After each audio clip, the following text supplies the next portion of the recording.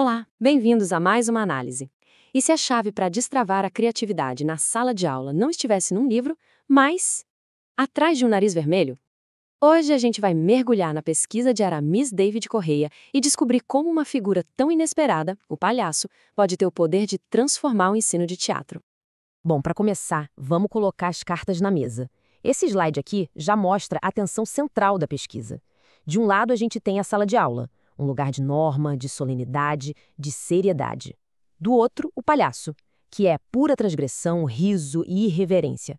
Parecem universos completamente opostos, certo? Mas é justamente nesse choque de mundos que o estudo encontra a sua grande força. Para a gente entender a solução, primeiro a gente precisa entender o problema. Então vamos entrar na chamada sala de aula austera, que é o ponto de partida de toda essa pesquisa. E o autor usa uma citação muito forte do Jorge La Roça Bondia para ilustrar isso.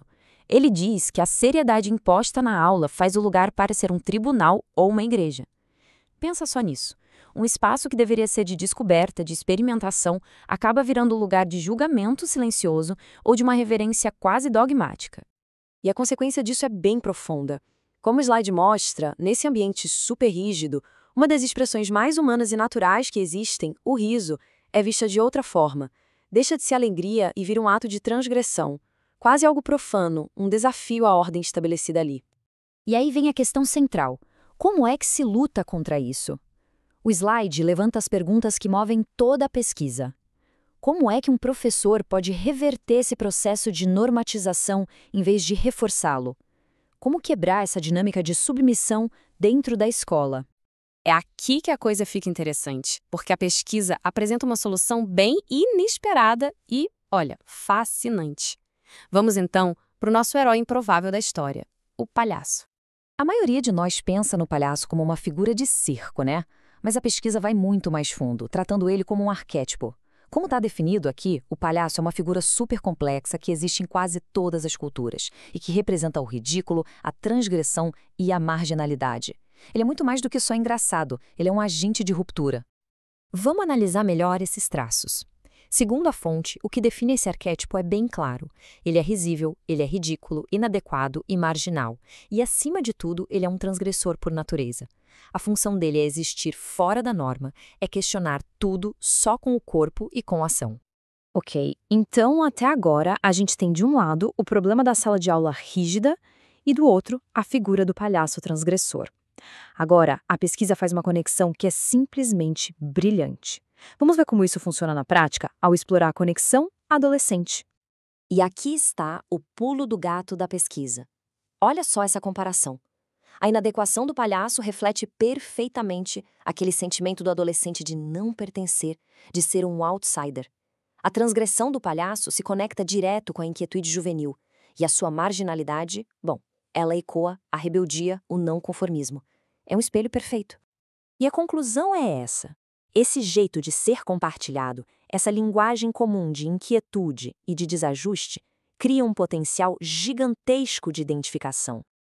O aluno não vê o palhaço como uma figura distante. Não, ele vê um reflexo, talvez um pouco exagerado, dos seus próprios conflitos e da sua vontade de romper com as coisas. Mas é importante deixar claro que isso não é só uma ideia teórica bonita, viu?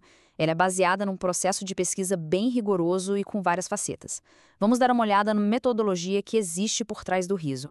O autor, o Aramis David Correia, construiu a tese dele em 3 pilares que a gente vê aqui. Primeiro, a vivência prática. Ele foi lá, fez treinamento e atuou como palhaço. Segundo, a pesquisa-ação, ou seja, ele levou esses conceitos para a sala de aula e testou com os alunos. E terceiro, a reflexão teórica, analisando tudo isso. É uma abordagem que junta corpo, prática e intelecto. Tá, e qual é o resultado de toda essa pesquisa? Onde essa jornada toda nos leva? Vamos à grande proposta do autor. Uma plataforma de ensino que ele chama de libertária. E aqui está a hipótese central, dita de forma bem clara e direta. A pesquisa defende que o jogo do palhaço pode ser a base para criar uma estratégia de ensino de teatro que seja de fato emancipadora para os jovens. O objetivo não é só ensinar técnica de teatro, mas promover autonomia, promover libertação. E como seria essa nova sala de aula? O autor descreve com 3 palavras bem fortes que a gente vê aqui. Transversal, ou seja, uma aula de teatro que conversa com história, com literatura, com sociologia.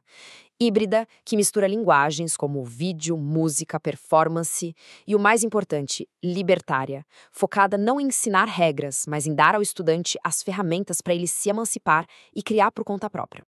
Para a gente fechar essa análise, fica essa pergunta provocadora, que resume bem o espírito da pesquisa.